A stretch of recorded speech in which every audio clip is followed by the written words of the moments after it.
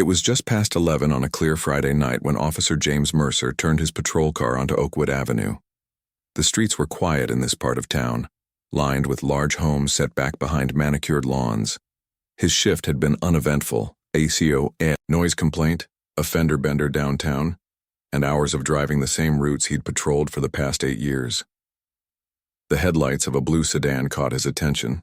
The car was moving slightly under the speed limit, but something about it seemed out of place in this neighborhood. Mercer followed for 2 blocks, noticing the right taillight flickering intermittently. He flipped on his lights, and the sedan immediately pulled over, stopping smoothly under a streetlight. "Dispatch, I'm conducting a traffic stop on Oakwood and Pine. Blue Honda Civic, taillight violation," Mercer said into his radio, his voice carrying the flat tone of routine. Inside the car, Zara Washington took a deep breath. She checked her rear-view mirror, seeing the officer's silhouette against the flashing lights. The 17-year-old had been driving home from a late study session at her friend's house, her mind still working through calculus problems. Now her thoughts shifted to the driver's education lessons her father had drilled into her. Keep your hands visible. Speak clearly. No sudden movements. She rolled down her window and placed both hands on the steering wheel, waiting. "Officer." Mercer approached slowly, flashlight beam bouncing across the back seat where textbooks and a laptop bag sat. He noted the school logo on one of the books but kept his face expressionless. As he reached the driver's window, the beam illuminated Zara's face, young, black, her hair pulled back in a simple ponytail, wearing a dark hoodie with her school's name across the front. "License and registration," Mercer said, not bothering with a greeting. His hand rested casually on his holster, a habit he'd developed over years on the force. "Good evening, officer," Zara replied, her voice steady despite the nervous flutter in her chest. "My license is in my wallet and the registration is in the glove compartment. I'm going to reach for them now, okay?" Mercer didn't acknowledge her question, just watched with narrowed eyes as she slowly reached for her wallet in the cup holder. "You know why I pulled you over?" he asked, taking the license from her outstretched hand. "I'm not sure, sir." "Taillights out. Where are you headed this time of night?" "I'm going home, sir. I live on Westfield Street, just 2 blocks from here. I was at a study group for AP Calculus." Mercer looked from the license to Zara, then back at the license. His eyebrow raised slightly. "Westfield, huh? You live around here?" The skepticism in his voice was unmistakable. "Yes, sir. For about 3 years now." "And whose car is this?" "It's my parents' car, sir. I have permission to drive it." Mercer shined his flashlight across the passenger seat, then into the back, his movements deliberate and slow. "You coming from a party or something? It's pretty late for a school night." "No, sir. Like I said, it was a study group. We have a big test on Monday." Zara's voice remained polite, but her knuckles whitened as she gripped the steering wheel tighter. "I'm going to need that registration," Mercer said, ignoring her explanation. "It's in the glove compartment, sir. I'll get it for you now." She reached slowly toward the passenger side. "Hold up." Mercer's voice sharpened. "Keep your hands where I can see them." Zara froze, her heart pounding. "The registration is in the glove compartment, sir. You asked me for it." "Don't get smart with me," Mercer said, his tone hardening. "Turn off the engine first." She complied, the sudden silence making the moment feel more tense. With the key in her lap, she looked to Mercer for permission to continue. "Now, very slowly, get the registration." As Zara leaned across to open the glove compartment, Mercer stepped back slightly, his hand moving to unsnap the holster on his belt. The small click seemed unnaturally loud in the quiet street. The glove compartment contained the usual assortment of papers, a small first aid kit, and a flashlight. Zara carefully extracted the vehicle registration and insurance card, holding them out toward the window without making any sudden movements. Mercer took the papers, glancing at them briefly before fixing his gaze back on Zara. "Step out of the vehicle, please." "Excuse me?" Zara couldn't keep the surprise from her voice. "Did I do something wrong, officer?" "I said step out of the vehicle." His hand remained on his weapon, his stance widening slightly. "Do it now." A few houses down, porch lights flicked on. An older couple had stepped outside to walk their dog and paused, watching the scene unfold under the streetlight. Zara unfastened her seatbelt with trembling fingers and opened the car door, movements deliberate and slow. As she stood beside her car, she suddenly felt very small next to Mercer's 6-foot frame. "Turn around, hands on the hood," he instructed. "Officer, please, what's happening?" "I was just driving home from studying. The school is only 20 minutes away. I have my student ID too if you need to see it." "I don't need to see your school ID," Mercer said, his voice taking on a mocking edge. "What I need is for you to explain what you're really doing in this neighborhood. I told you I live here, on Westfield Street. You can call my parents if you don't believe me." Another patrol car turned onto Oakwood, its lights cutting through the darkness. Officer Liam Chen, Mercer's partner for the evening patrol, pulled up behind Mercer's vehicle and stepped out. "Everything okay here?" Chen called, approaching with caution. "Just having a chat with our friend here," Mercer replied without taking his eyes off Zara. "Claims she lives around here." Chen glanced at the license and registration in Mercer's hand, then at Zara standing nervously by her car. More lights were coming on in nearby homes. Someone had opened a window, the sound of it sliding up, cutting through the night air. "What's in the backpack?" Mercer nodded toward the car where Zara's school bag sat on the passenger seat. "Just school. Books and my laptop, sir, for studying, like I said." "Uh-huh. And that hoodie, what's that supposed to mean?" He pointed to the logo on her sweatshirt. It's just my school logo, sir. Westridge Academy." "Westridge, that private school?"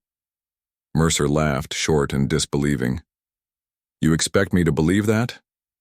"It's the truth, sir."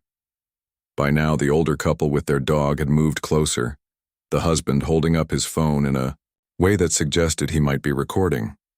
A few more neighbors had gathered on their porches, watching silently. "Look," Mercer said, lowering his voice but not his intensity. "We get calls about suspicious persons in this neighborhood all the time. People who don't belong here, looking for opportunities. I'm not suspicious, and I do belong here," Zara insisted, her composure beginning to crack. "My father is Dr. Washington. We live at 247 Westfield. Please, just call him if you don't believe me." "Oh, now your daddy's a doctor?" Mercer smirked, looking over at Chen as if they were sharing a joke. "And let me guess, your mother's a lawyer or something?" "My mother works in city planning, actually," Zara replied, a hint of defiance creeping into her voice despite her fear. Mercer's radio crackled with another officer reporting a disturbance across town. He ignored it, instead circling Zara's car, slowly the beam of his flashlight sweeping across the interior. "You talk real proper, don't you?" he commented, returning to where she stood. "They teach you that at your fancy school?" Officer Chen shifted uncomfortably, glancing at the growing number of onlookers. "Mercer, maybe we should—" "I know what I'm doing," Mercer cut him off. "Miss Washington here was just about to explain why her taillight's busted and why she's driving around this neighborhood at night." "I didn't know about the taillight," Zara said, her voice almost a whisper now. "And I told you why I'm here. I live here." The sound of a phone camera clicking came from nearby. Someone had started recording more openly now. Officer Chen noticed and touched Mercer's elbow lightly. "James, there are people watching," he murmured. Mercer ignored him, instead, stepping closer to Zara. "Turn around and put your hands on the hood of the car now." "Why?" Tears were forming in Zara's eyes, but she blinked them back, determined not to cry. "What did I do wrong? I need to make sure you don't have anything on you that shouldn't be there." "You mean like weapons?" Zara's voice rose slightly. "I'm a high school student driving home from studying. Why would I have weapons?" Mercer's hand moved to his gun, drawing it partially from the holster. "I'm not going to tell you again. Hands on the hood, feet back now." The neighbors gasped. Someone called out, "Hey, that's not necessary," but fell silent when Mercer shot a glare in their direction. With no choice, Zara turned and placed her palms flat on the warm hood of her car. A tear escaped despite her efforts, rolling down her cheek and falling onto the blue paint below her hands. "This isn't right," she whispered, but loud enough for both officers to hear. "You wouldn't be doing this if I looked different." "What was that?" Mercer stepped closer, his voice dangerous and low. Before Zara could answer, Chen moved forward, finally intervening. "Let me see her ID again," he said, to Mercer, hand outstretched. Reluctantly, Mercer handed over Zara's license. Chen studied it carefully, then looked up at the street sign, then back at the license. The night hung in balance. Zara with her hands on the car, Mercer with his hand on his weapon, Chen looking down at a piece of plastic that somehow held the power to change everything in the next few seconds. Officer Chen looked up from Zara's license, his expression unreadable in the harsh glow of the streetlight. The tension hung thick in the night air as neighbors continued to gather at a distance, some holding up phones, others speaking in hushed voices. Zara remained frozen, palms pressed against the hood of her car, too afraid to move without permission. "Mercer," Chen said finally, his voice deliberately even. "Can I talk to you for a second?" Mercer didn't budge, his eyes still fixed on Zara. "In a minute.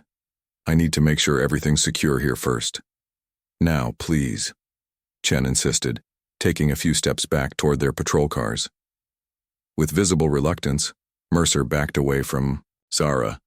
"Don't move," he ordered before joining his partner. As the officers conferred in low tones by the patrol car, Zara remained where she was, her legs beginning to tremble from the strain and fear. She could feel eyes on her from all directions, the officers, the neighbors, even passing cars that slowed to observe the scene. Shame and anger battled inside her chest, making it hard to breathe. One of the neighbors, an older woman in a bathrobe, called out from her yard. "Young lady, are you all right? Do you need us to call someone for you?" Before Zara could respond, Mercer's head snapped up.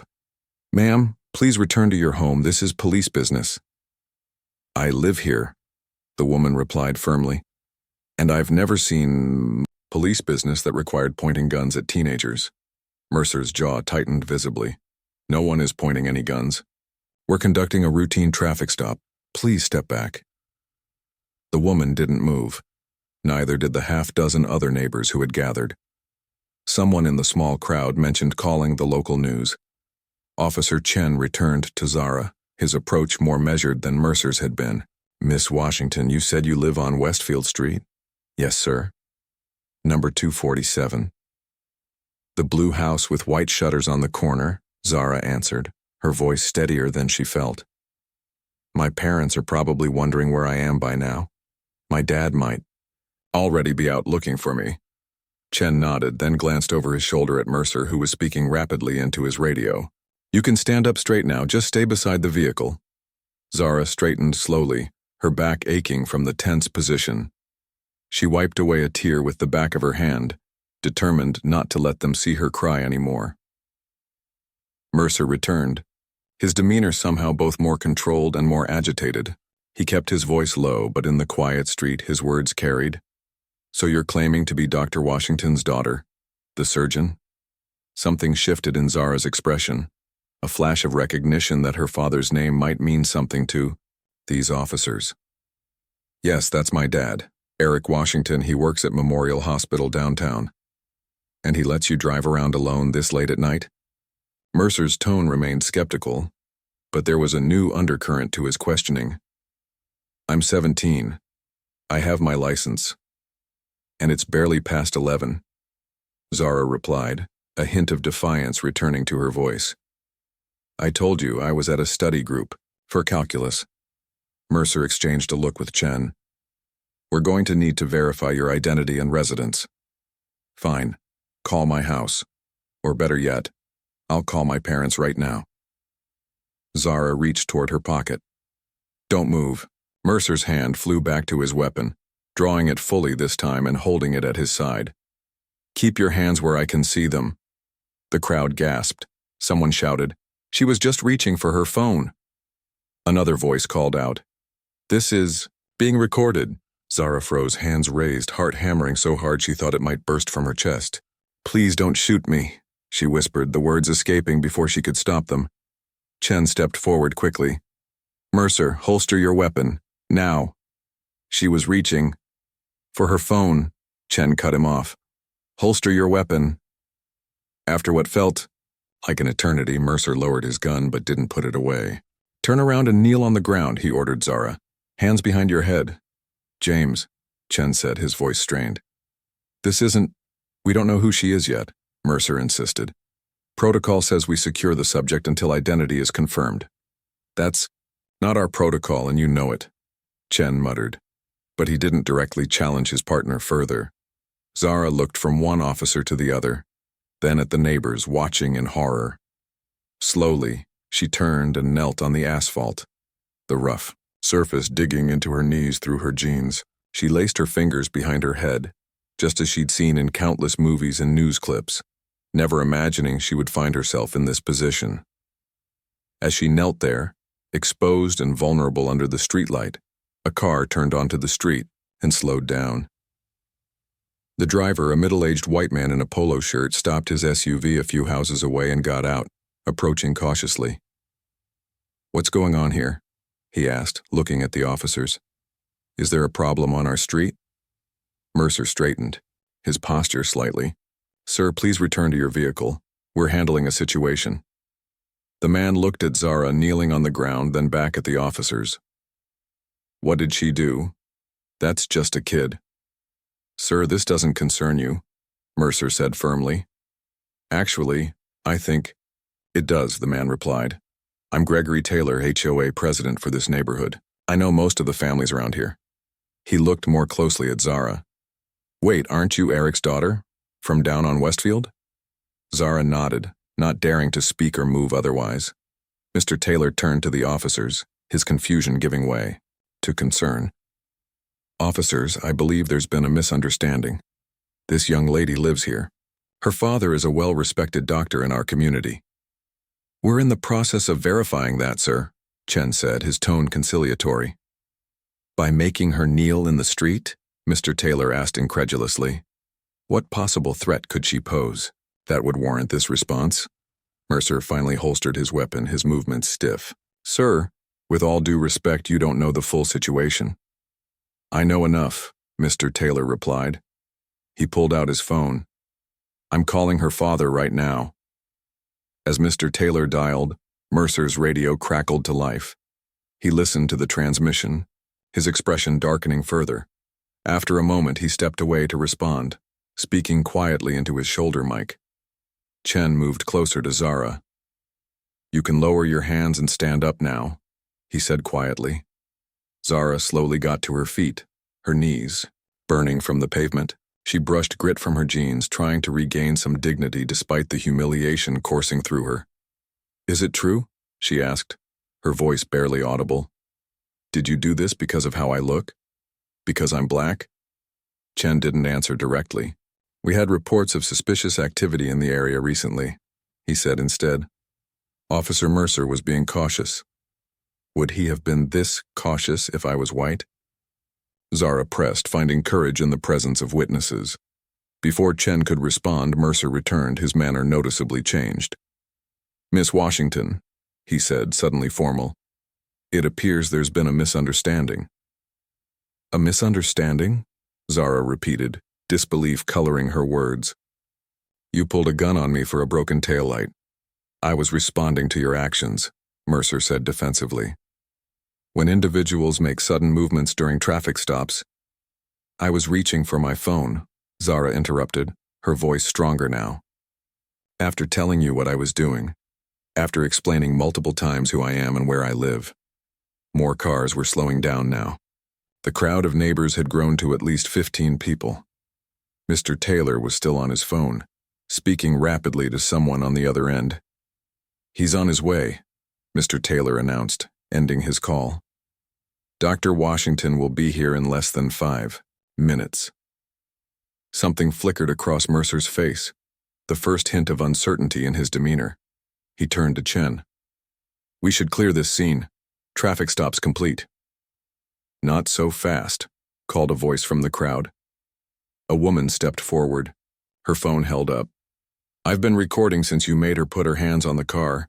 This needs to be addressed properly. Ma'am, you're interfering with police business, Mercer began, but his voice lacked its earlier authority. No, I'm documenting police business, she corrected him. There's a difference.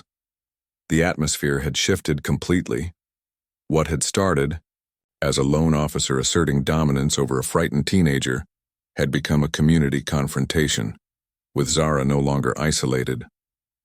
The power dynamic was changing by the second. Headlights appeared at the end of the street, a car moving quickly toward them. It pulled up behind the gathering crowd, and a tall man in scrubs emerged, moving with purpose. "Zara," he called out, pushing through the onlookers. "Dad!" Zara's composure finally broke at the sight of her father. Tears streamed down her face as Dr. Washington reached her, pulling her into a protective embrace. Dr. Washington looked over his daughter's head at the two officers, his expression a mixture of fury and disbelief. "What is happening here? Why? Was my daughter on her knees in the street?" Mercer straightened his uniform, visibly uncomfortable. "Dr. Washington, there was a routine traffic stop for a broken taillight that escalated due to some concerns about..." "Concerns?" Dr. Washington cut him off.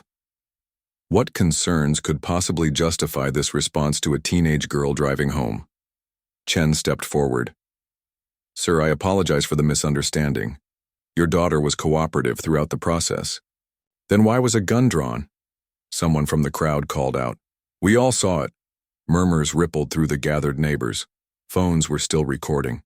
Mercer looked increasingly cornered, his earlier confidence evaporating in the face of community outrage and the presence of Dr. Washington, a man whose name he clearly recognized. Dr. Washington kept one arm around Zara's shoulders as he addressed the officers. "I want both of your badge numbers, and the name of your supervising officer. This is not going to end here." Mercer, seeing no way to regain control of the situation, finally acknowledged the reality before him. In a gesture that shocked everyone present, including his partner, he knelt down on one knee. "Dr. Washington, Miss Washington, I sincerely apologize for the misunderstanding and any distress caused tonight," he said, his voice strained but formal. The crowd fell silent, watching this unexpected turn of events. Zara stared at the officer, now kneeling just as she had been forced to do minutes earlier. The irony wasn't lost on anyone present. But as Mercer looked up at her, Zara saw something in his eyes that troubled her more than his earlier aggression. Not genuine remorse, but fear. Not concern for the harm he'd caused, but worry about the consequences he might face. And in that moment, kneeling before her, Officer Mercer looked smaller than he ever had with his hand on his gun. The neighborhood had fallen into an uneasy silence. Officer Mercer remained on one knee, his uniform catching the rotating blue and red lights from the patrol cars. The gathered crowd of neighbors watched in stunned silence, phones still recording as Dr. Washington stood protectively beside his daughter, his face a stone mask of controlled anger. "Get up," Dr. Washington said finally, his voice quiet but carrying in the still night air. "I don't want your performance, I want accountability." Mercer rose slowly, brushing at his knee where road grit had stuck to his uniform pants.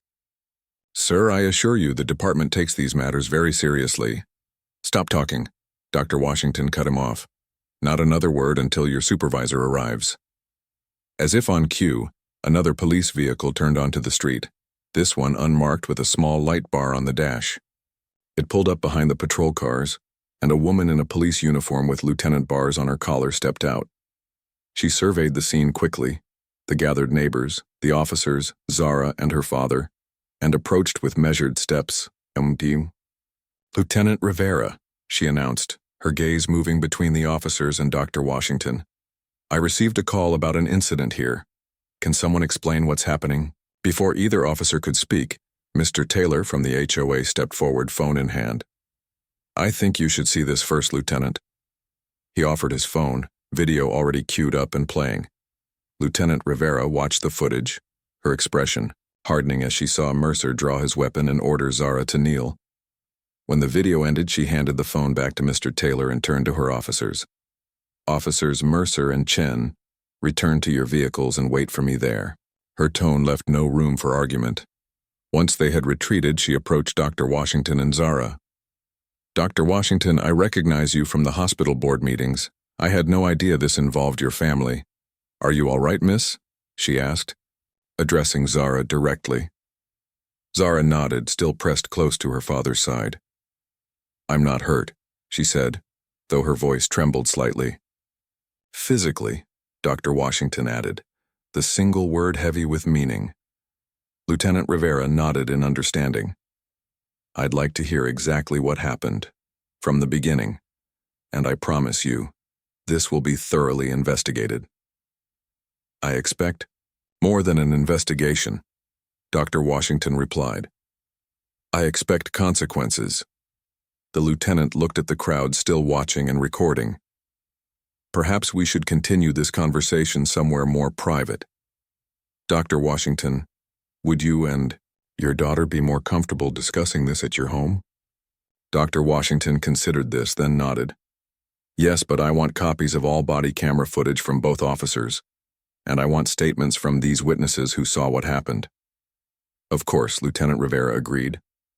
We'll follow procedure to the letter.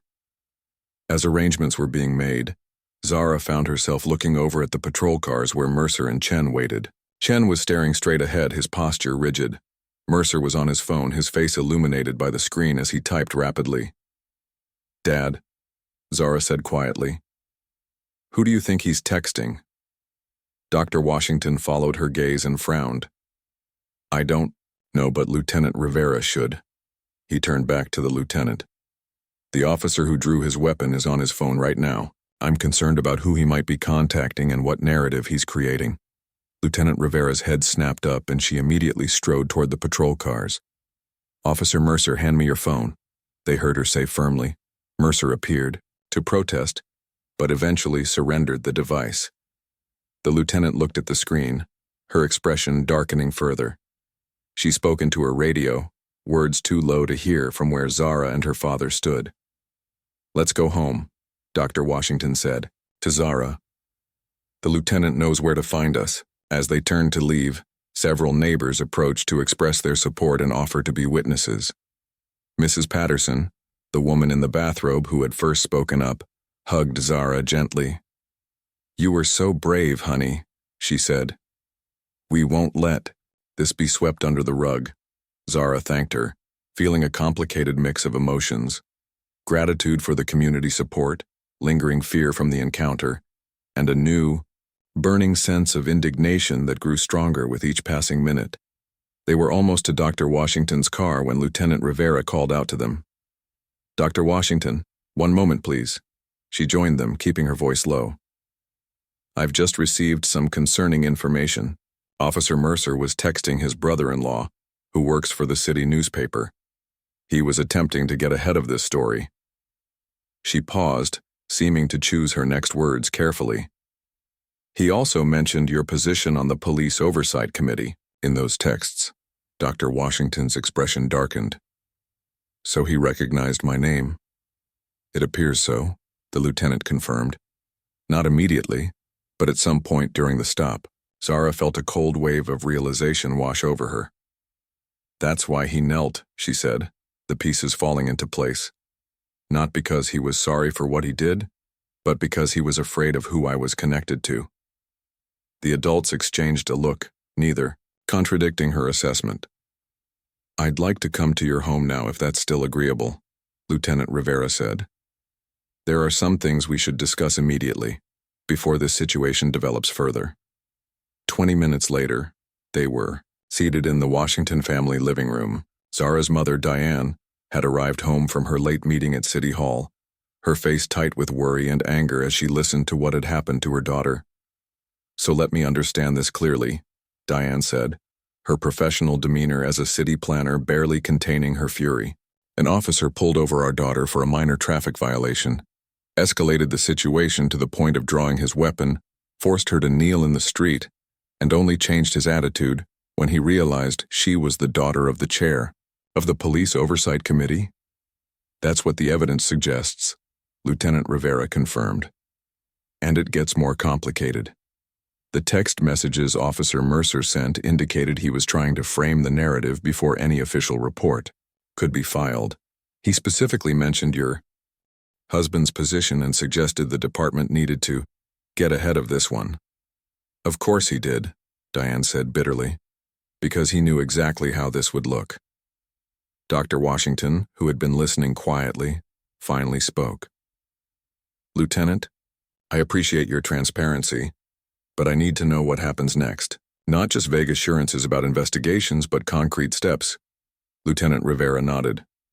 Officer Mercer has been placed on administrative leave, effective immediately. Officer Chen will be interviewed tomorrow morning about his role and why he didn't intervene sooner. I've already contacted Internal Affairs and they've prioritized this case. She paused. But I should prepare you. These cases can be complicated. Because police protect their own? Zara asked, speaking up for the first time since they'd arrived home. The lieutenant didn't immediately deny it. Because the system has flaws, she acknowledged. But I give you my word that I will personally ensure this investigation is thorough and fair. And what about the fact that he only stopped because of who my father is? Zara pressed. What about all the other people this happens to who don't have parents on important committees?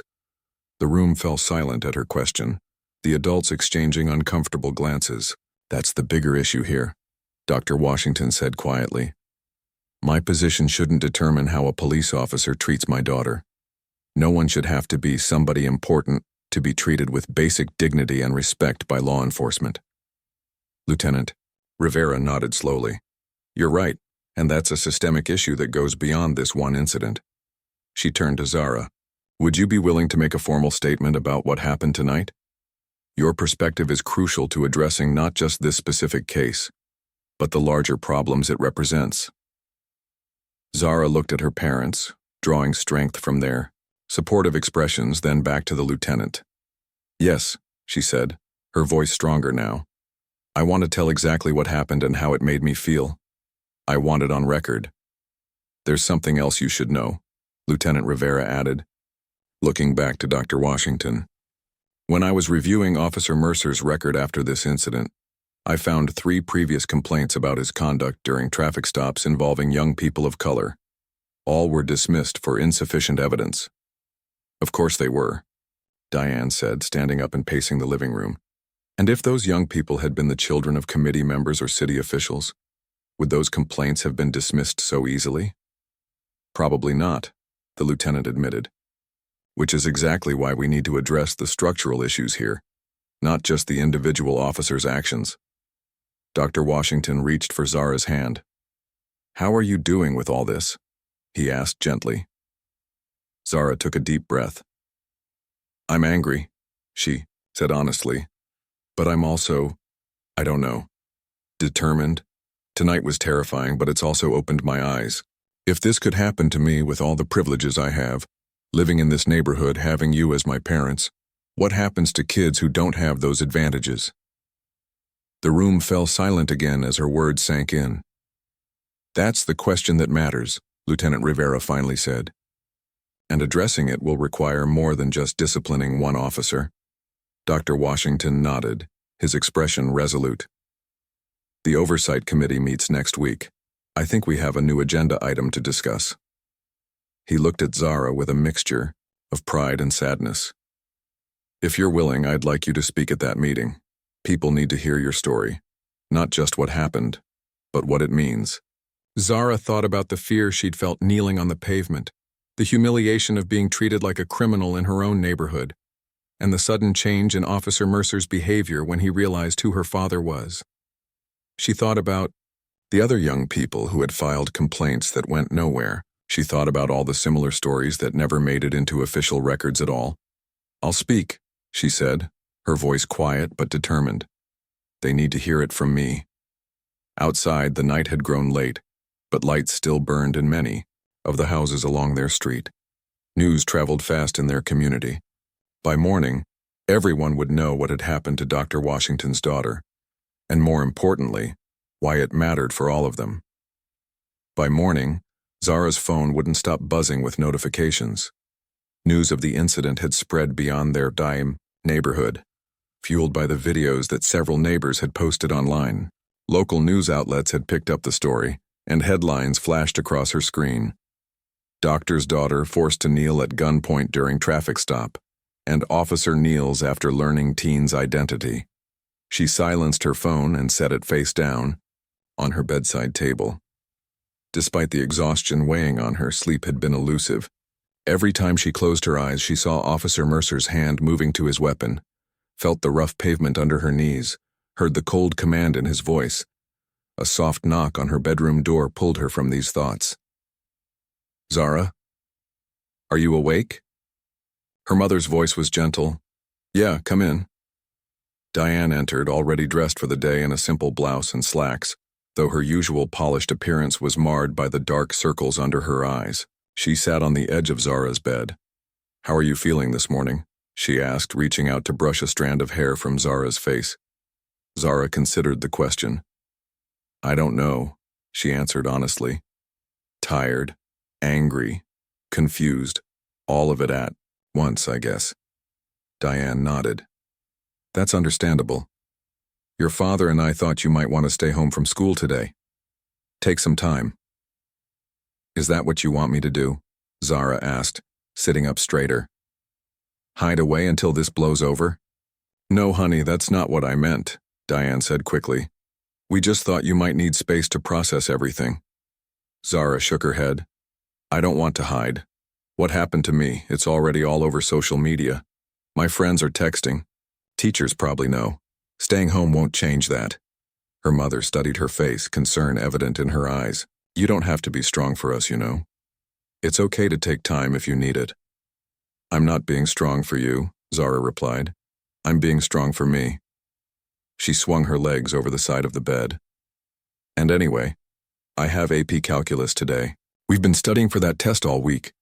A hint of a smile touched Diane's lips. "That's my girl. But promise me something. If it gets overwhelming, call and I'll come get you right away." "I promise," Zara agreed, standing up and stretching. "Is Dad still home?" "He's in his study. He's been on the phone since 6 this morning with the police chief, the mayor's office, his colleagues from the hospital board. This has escalated quickly." Zara wasn't surprised. Her father rarely let injustice stand, especially when it affected his family. "Is he in trouble? Because of his position on the oversight committee?" "No, quite the opposite," Diane assured her. "People are falling over themselves to express their concern and support. The mayor himself called to apologize." Her expression hardened slightly. "Though I notice they're all reaching out to your father, not to you, the person who actually experienced this trauma." "That's how it works, isn't it?" Zara observed, pulling clothes from her closet. "They care because of who Dad is, not because of what happened to me. Just like Officer Mercer." Diane stood and embraced her daughter tightly. "We care because of what happened to you, and we're going to make sure others do too." When Zara came downstairs after showering and dressing, she found her father in the kitchen, still on the phone. He was using his serious voice, the one he reserved for difficult conversations with hospital administrators or particularly stubborn colleagues. "I understand your position, Chief Wilson, but with all due respect, that's not enough," he was saying. "Administrative leave isn't accountability. It's a paid vacation while you investigate whether your officer did something we all saw him do on camera." He paused, listening. "No, I don't think I'm being unreasonable. My 17-year-old daughter was forced to kneel at gunpoint for a traffic violation in front of our neighbors. How would you feel if that was your child?" Dr. Washington noticed Zara standing in the doorway and gave her a small smile, covering the phone's microphone. "Good morning, sweetheart. There's breakfast on the counter." Zara nodded and moved to pour herself some orange juice, trying not to obviously eavesdrop on her father's conversation. "Yes, I'm still planning to chair the committee meeting next week," he continued into the phone. "And yes, this incident will absolutely be discussed. The public deserves transparency." Another pause. "I appreciate that, Chief. I'll see you there." He ended the call with a deep sigh and set his phone down. "Tough conversation?" Zara asked, taking a seat at the kitchen. "Island politics," her father replied simply. "Everyone wants to be on the right side of this story, but no one wants to admit there's a real problem that needs fixing." He studied her for a moment. "You're dressed for school." Are you sure you're up for that today? I need normal right now, Zara explained, spreading peanut butter on a piece of toast. Or as close to normal as I can get. Dr. Washington nodded. I understand, but Zara, you should know, this story has gone viral. The videos from last night have thousands of shares already. People might recognize you. I know. My phone's been blowing up all morning. She took a bite of her toast, chewing thoughtfully. Dad, can I ask you something? Anything. If I wasn't your daughter, if I was just some random black teenager driving through that neighborhood, what would have happened to me last night? Her father's expression grew somber. I think we both know the answer to that. There would be no phone calls from the mayor, no administrative leave, no rushed internal investigation. And that's why I need to go to school today, Zara said firmly, because hiding won't change that reality for anyone else. Pride flickered across Dr. Washington's face. You're wise beyond your years, you know that? I get it from Mom, Zara replied with a small smile. Dr. Washington chuckled. Don't let her hear you say that. It'll go straight to her head. His expression grew serious again. Lieutenant Rivera called earlier. She wants to take your official statement this afternoon. Are you comfortable with that? Yes, Zara said, without hesitation. I want it on record, every detail. She also mentioned that several news outlets have requested interviews with us. That's entirely your choice, Zara. You don't have to speak publicly about this if you don't want to. Zara considered this as she finished her breakfast. Can I think about it? I want to get through today first. Of course, there's no rush to decide. The drive to school was quiet, with Dr. Washington behind the wheel. Zara's car remained at home. The taillight would need to be fixed, but more than that, neither of them felt ready for her to drive alone just yet. As they approached West Ridge Academy, Zara noticed a news van parked across the street. They're here already? Dr. Washington frowned. I'm sorry, Zara. I should have anticipated this. It's okay, she said, straightening her shoulders. I've got nothing to hide. You don't have to talk to them, he reminded her. Just walk straight into the building. I'll pick you up this afternoon for the meeting with Lieutenant Rivera. I know. She leaned over and kissed his cheek. I'll be fine, Dad. Really. As Zara stepped out of the car, a reporter spotted her and began moving in her direction, cameraman in tow. Before they could reach her, however, a group of students approached from the school entrance, Zara's friends creating a protective barrier around her. We saw the videos, her best friend Tanya whispered, linking arms with her. Everyone's talking about it. Are you okay? Getting there, Zara replied, grateful for their support.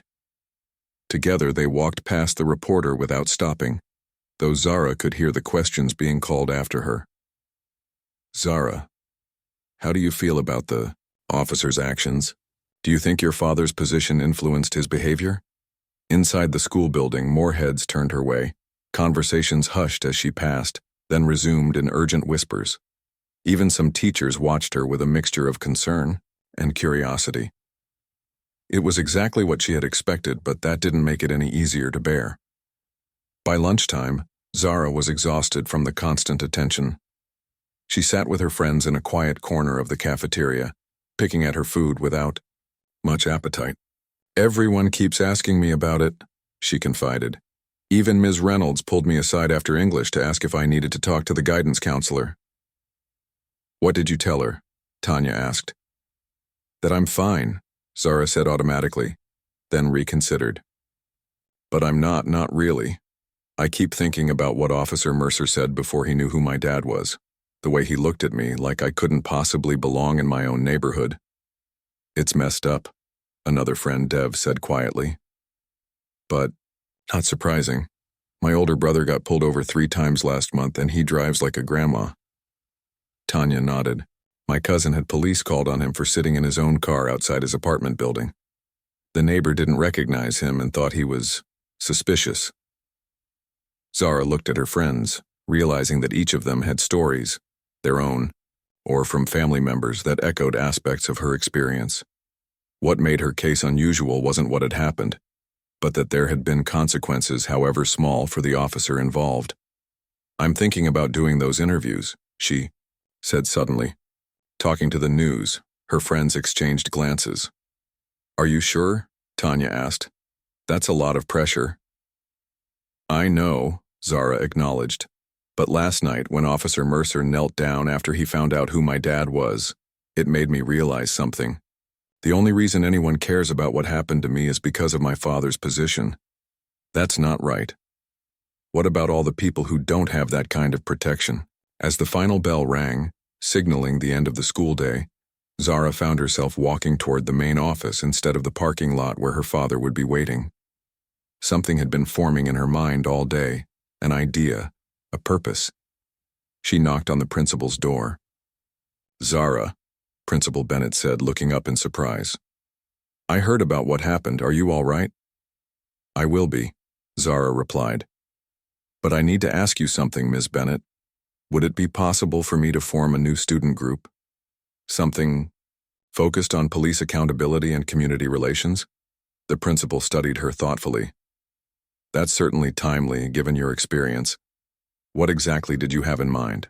"A space where students can share their experiences with law enforcement, good and bad, where we can document these interactions and look for patterns, maybe even work with officers who actually want to build better relationships with young people." Zara's voice grew more confident as she spoke. "I don't just want to be a viral video, Ms. Bennett. I want to create something meaningful from this."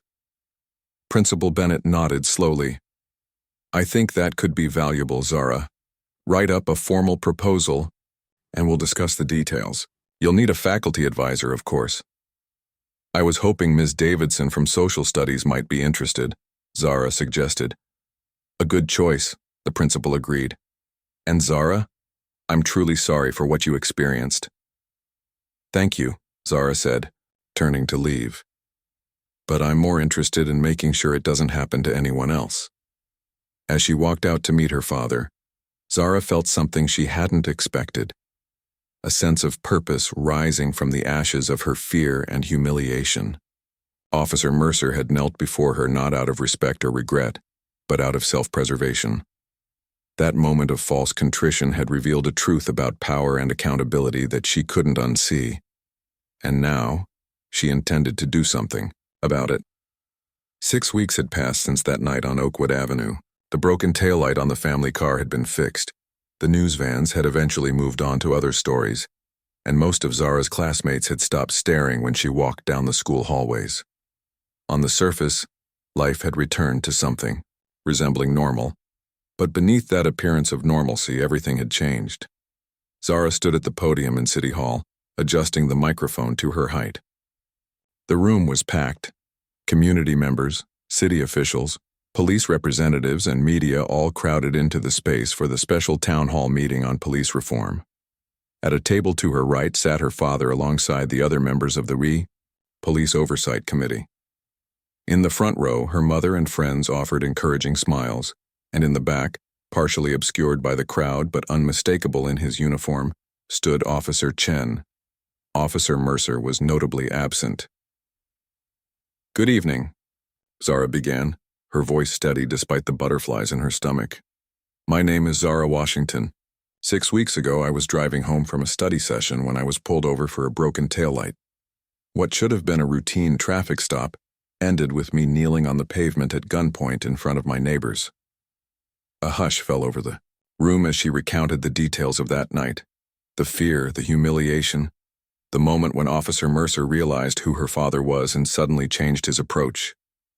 "But my story isn't unique," she continued. "What makes it unusual isn't what happened to me, but what happened afterward. The only reason we're all sitting here tonight is because my father chairs the Police Oversight Committee. The only reason Officer Mercer knelt down in that street is because he recognized a name that meant something to him."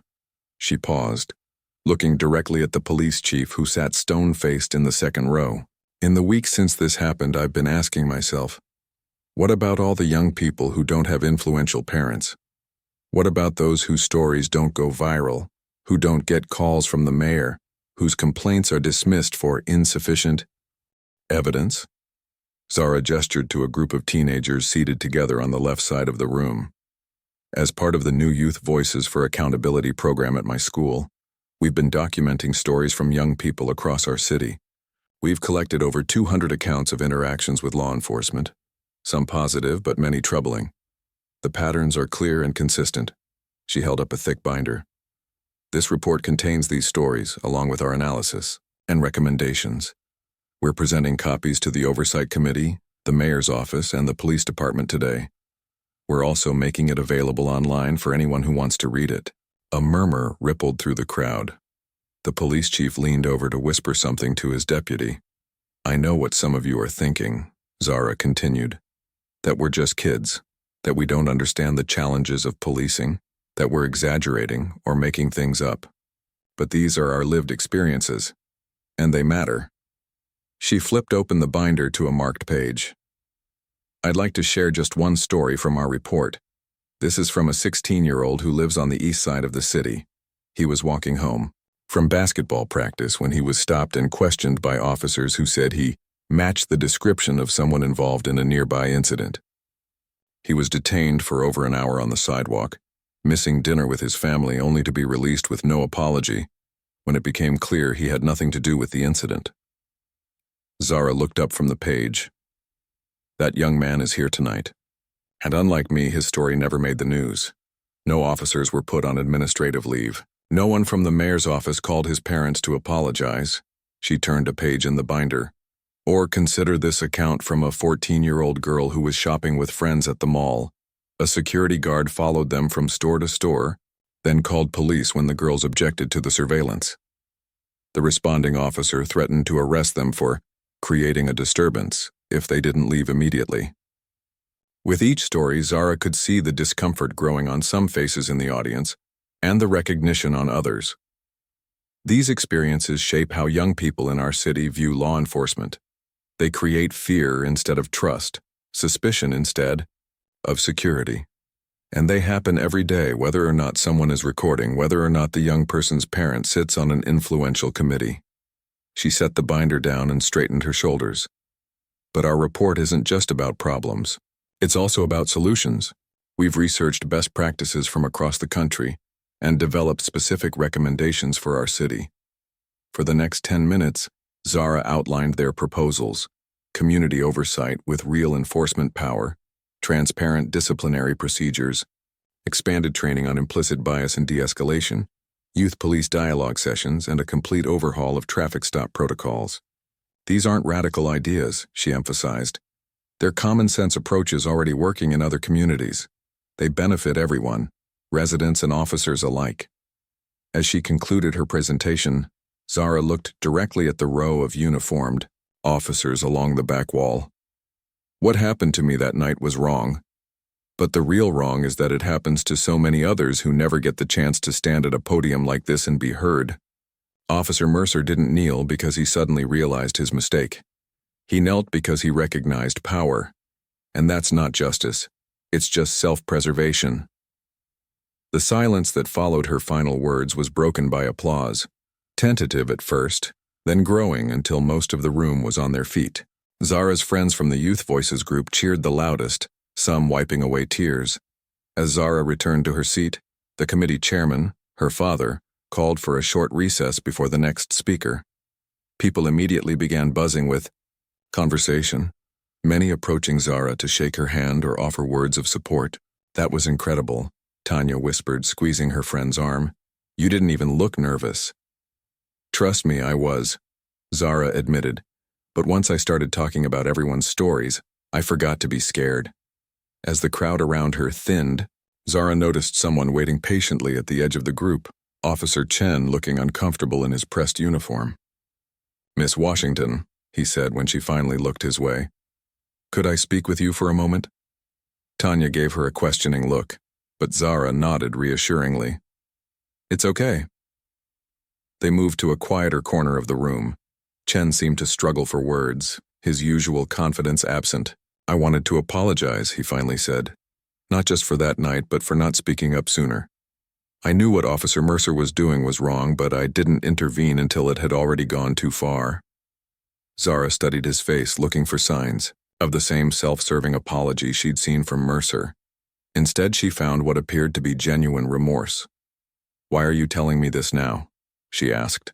"Because your speech just now, it made me realize that doing nothing is the same as being part of the problem."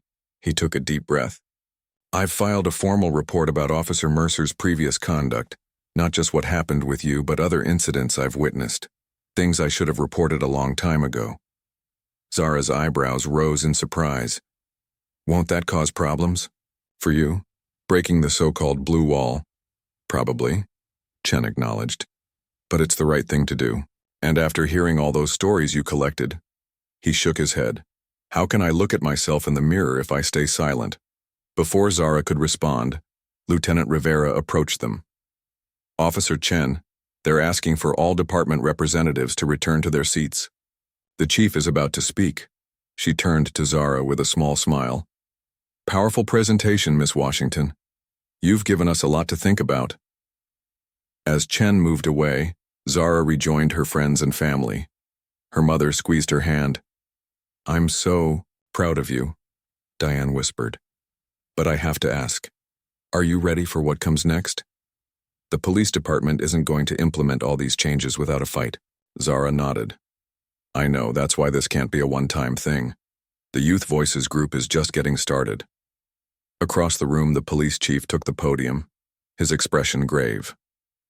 "I want to thank Miss Washington and the Youth Voices organization for their thorough presentation," he began, choosing his words carefully. "While I don't agree with all of their characterizations, I do believe there's room for improvement in how our officers interact with young people in the community." Ripple of surprise moved through the audience. Even Dr. Washington looked taken aback. "To that end," the chief continued, "I'm announcing today the formation of a youth advisory council that will meet regularly with department leadership to discuss concerns and provide feedback on police policies, and I'm inviting Miss Washington and her colleagues to be founding members of this council." Murmurs filled the room. Zara exchanged glances with her friends, who looked as skeptical as she felt. "Is this just for show?" Tanya whispered. "A way to make it look like they're doing something without making real changes?" "Maybe," Zara admitted. "But it's also a foot in the door, and we'll keep pushing for everything in our report, not just an advisory council." As the meeting continued with more speakers and heated debate about specific reforms, Zara found herself thinking about that moment 6 weeks ago, kneeling on the pavement, terrified and humiliated. In that moment, she had felt powerless. Now, watching city leaders argue about recommendations she had helped develop, she felt something very different. The road ahead would be long and difficult. Real change rarely happened quickly or easily. Some of their proposals would be watered down. Others might be rejected entirely. The system had deep, stubborn roots that resisted transformation. But something had shifted. Officer Mercer was facing a disciplinary hearing with multiple complaints now on record. Officer Chen had found the courage to speak up. The Youth Voices program had spread to 3 other schools in the district, and most importantly, young people who had never before felt heard were now telling their stories, and people in power were being forced to listen. When Officer Mercer had knelt that night after learning her identity, it had been an empty gesture born of fear. But the movement that had grown from that moment, that was real.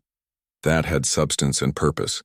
And Zara Washington, no longer defined by that moment of victimhood but by what she had chosen to build from it, had no intention of stopping now. This wasn't the end of the story. It was just the beginning.